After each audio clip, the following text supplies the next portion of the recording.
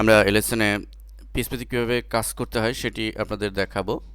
মূলত পিএইচপিতে স্ক্রিপ্ট বা কোডিং করে কাজ করতে হয়। তো এই স্ক্রিপ্ট বা কোডিং করার জন্য বিশেষ কোনো আলাদা কোনো সফটওয়্যার নেই, নির্দিষ্ট কোনো সফটওয়্যার নেই। এটির জন্য আমরা বিভিন্ন ওয়েতে এই স্ক্রিপ্ট বা কোডিং করে আমরা কাজ করতে পারি। তো প্রথমেই আমরা আপনাদের দেখাচ্ছি জেনারেলি আপনি যে উইন্ডোজের নোটপ্যাড সফটওয়্যারটি রয়েছে সেই নোটপ্যাড দিয়েও আপনি পিএইচপি স্ক্রিপ্ট লিখতে পারেন। তো প্রথমে আমি সেটি দিয়েই প্রথমে আপনাদেরকে দেখাচ্ছি। তো এই জন্য আমি চলে যাচ্ছি প্রোগ্রামস এবং অ্যাক্সেসরিজের আন্ডারে নোটপ্যাড। তো এই নোটপ্যাড সফটওয়্যারটি সবার কম্পিউটারই থাকে। তো এই সফটওয়্যারটিতে এখানে আমাদের কোড লিখতে হবে। তো মূলত পিএইচপির বেসিক যে কোড মানে ট্যাগ বা কোডটি সেটি আমি আপনাদের প্রথমে দেখাচ্ছি। PHP smaller than question PHP এবং এন্টার দিয়ে কোশ্চেন গ্রেটার দেন, এই হচ্ছে পিএইচপির যত কোড আমরা লিখব তার মূল ট্যাগ। এবং এই মাঝখানে যে জায়গাটুকু, এই ফাঁকা জায়গার মধ্যে এই জায়গাটিতে আমাদের কোড লিখতে হবে, তাহলে আমাদের পিএইচপির এই কোডটি এক্সিকিউট হবে। তো এই কথাটি আমাদের মনে রাখতে হবে। এখানে স্মলার দেন কোশ্চেন এবং পিএইচপি এবং নিচে সবার নিচে কোশ্চেন এবং গ্রেটার দেন। তো এই হচ্ছে মূল ট্যাগ। এখন আমরা ধরুন আমরা প্রথমে একটি উদাহরণ দিয়েই দেখাচ্ছি আপনাদেরকে। প্রথমে আমরা ব্রাউজারে কিছু মেসেজ কোনো লেখা প্রদর্শন করাতে চাই। তো সেই লেখাটি প্রদর্শন করার জন্য আমাদের যে কমান্ডটি ইউজ করতে হবে সেটি হচ্ছে ইকো। মূলত ইকো কমান্ডটি তখন ইউজ হয় যখন কোনো মেসেজ প্রিন্ট করতে হয় বা ব্রাউজারে আমরা কোনো টেক্সট বা মেসেজ প্রদর্শন করাতে চাই, সেক্ষেত্রে ইকো কমান্ডটি ইউজ করতে হবে। এবং যে মেসেজটি প্রদর্শন করাবো সেটি একটা ইনভার্টেড কমার মধ্যে আমরা দিব। সাপোজ আমি লিখছি যে ওয়েলকাম টু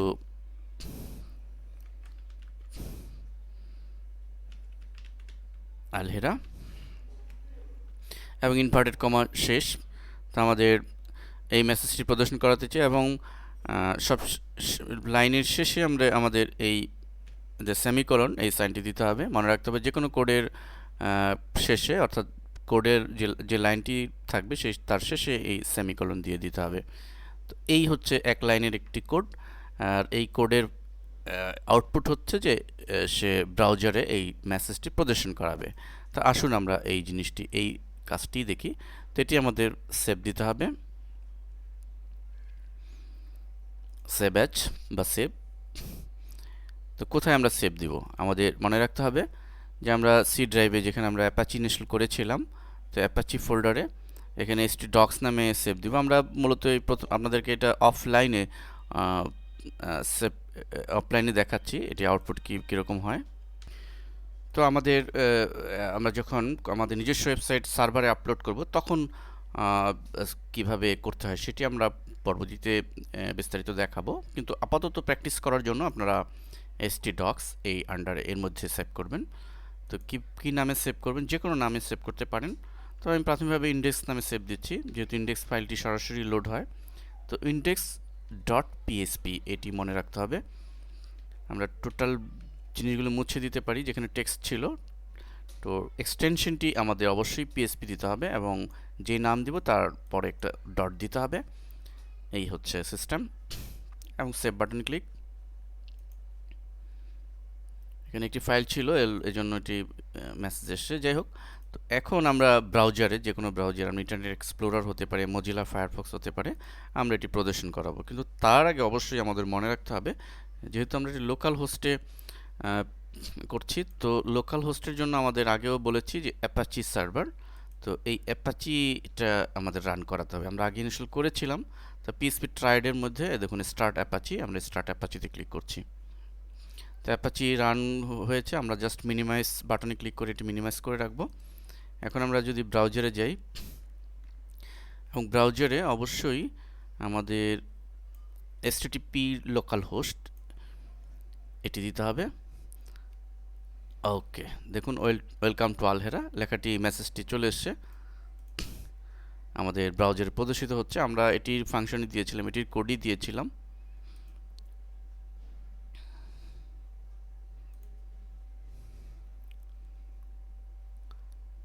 এবং মজার ব্যাপার হলো যে আমরা যে লিখেছি, দেখুন আমরা যদি ভিউতে যাই এবং পেজ সোর্সে যাই, এখানে কিন্তু শুধু মেসেজটি প্রদর্শিত হচ্ছে, আউটপুটটি প্রদর্শিত, মূল কোডটি কিন্তু প্রদর্শিত হচ্ছে না। এজন্যই আমি শুরুতেই বলেছিলাম যে পিএসপি একটি সিকিউরড সফটওয়্যার। তো এই জন্য বিশ্বব্যাপী ওয়েব ডেভেলপারদের একটি পছন্দনীয় টুলস পিএসপি। যাই হোক, তো এইটি আমাদের আমরা লিখে দিব ব্রাউজারের অ্যাড্রেস লাইনে http://localhost/ এটি অবশ্যই দিয়ে দিতে হবে। তো এই হচ্ছে পিএসপিতে কাজ করার বেসিক। আমরা HTML এ কাজ করতে পারি, তবে আমরা এখন দেখাবো অ্যাকচুয়ালি আমরা যারা প্রফেশনালি কাজ করতে চাই তারা এই নোটপ্যাডে কাজ না করে আমরা এই পিএসপি স্ক্রিপ্টিংয়ের জন্য আমরা একটি সফটওয়্যার বেছে নিব। যে সফটওয়্যারটি হচ্ছে মূলত ড্রিমওয়েভার। আমরা ড্রিমওয়েভারে আসলে অনেক কাজের জন্য, ওয়েব ডেভেলপমেন্টের অনেক কাজের জন্য ড্রিমওয়েভারটি তৈরি হয়েছে। আমাদের বেসিক স্ট্যাটিক ওয়েবসাইট তৈরির যে সিডিটি আপনারা যারা নিয়েছিলেন সেখানে আমরা HTML এর ব্যবহার দেখিয়েছিলাম। তো এখানে আমরা পিএসপির কোড নিয়েও কাজ করতে পারবো। তো এইখানে মূলত ড্রিমওয়েভারে পিএসপির কাজ করার বিশেষ কিছু সুবিধা রয়েছে, এটিও আমি আপনাদের দেখাচ্ছি। তো ড্রিমওয়েভার সফটওয়্যারটি আমরা রান করলে আমরা এই ধরনের ইন্টারফেস পাবো এবং শুরুতেই ক্রিয়েট নিউ, দেখুন HTML, কোল্ড ফিউশন, পিএসপি অনেকগুলো অপশন রয়েছে। আমরা পিএসপিতে ক্লিক করব।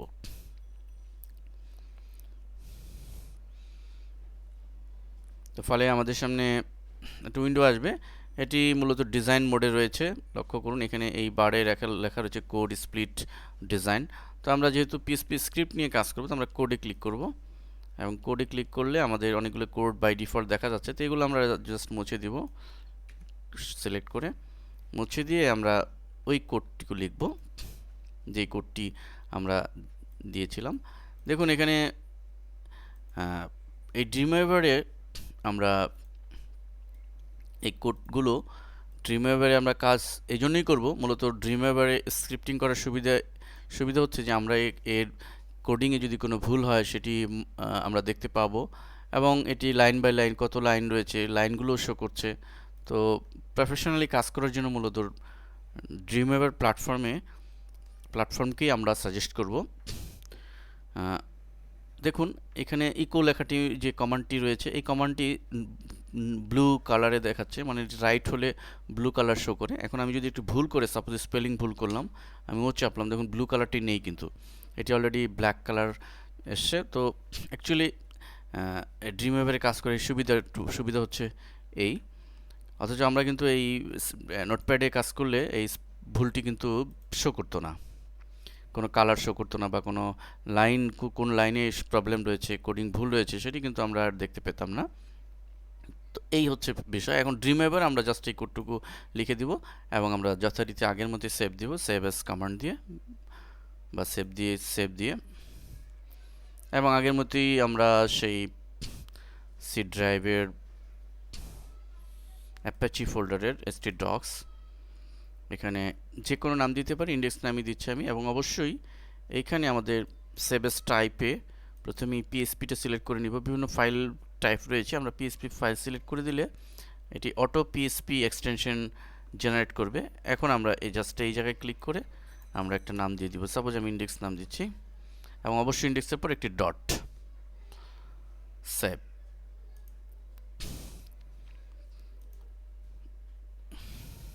তো আমরা ব্রাউজারে ক্লিক করলে ব্রাউজারে আমরা সে লোকাল হোস্টে গিয়ে ব্রাউজ করলে আমাদের একইভাবে এই ওয়েলকাম টু আলহেরা মেসেজটি প্রদর্শন করবে।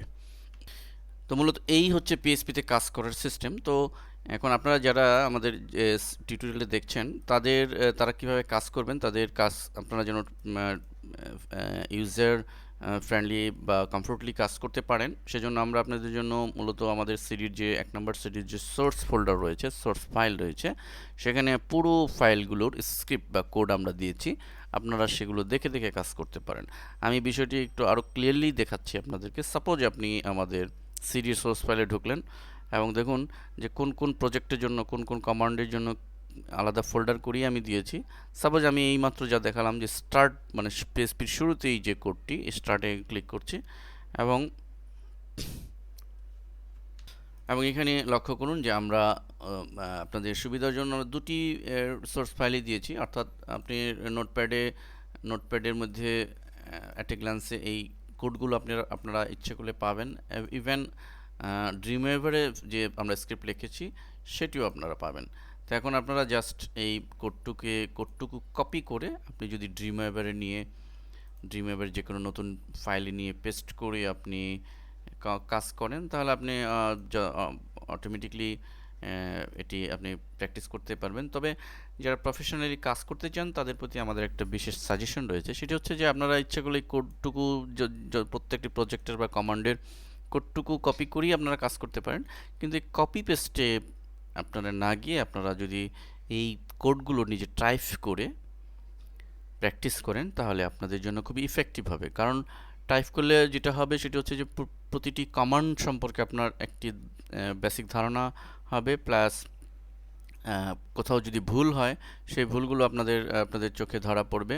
সেই ভুলগুলো এররগুলো হ্যান্ডেলিং করার দ্বারা কিন্তু আপনারা প্রফেশনালি স্কিলড হতে পারবেন।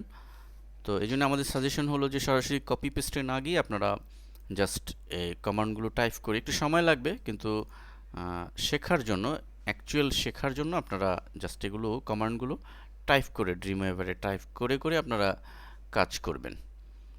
তো প্রতিটি প্রজেক্টের এবং প্রতিটি লেসনের আমরা আলাদা আলাদাভাবে প্রত্যেকটি ফোল্ডারে আমরা দিয়ে দিয়েছি, নোটপ্যাড আকারও দিয়েছি এবং নোটপ্যাডে রয়েছে কোডগুলো এবং পিএসপি ফাইল হিসেবেও ড্রিমওয়েভারে আমরা দিয়েছি। ধন্যবাদ সবাইকে।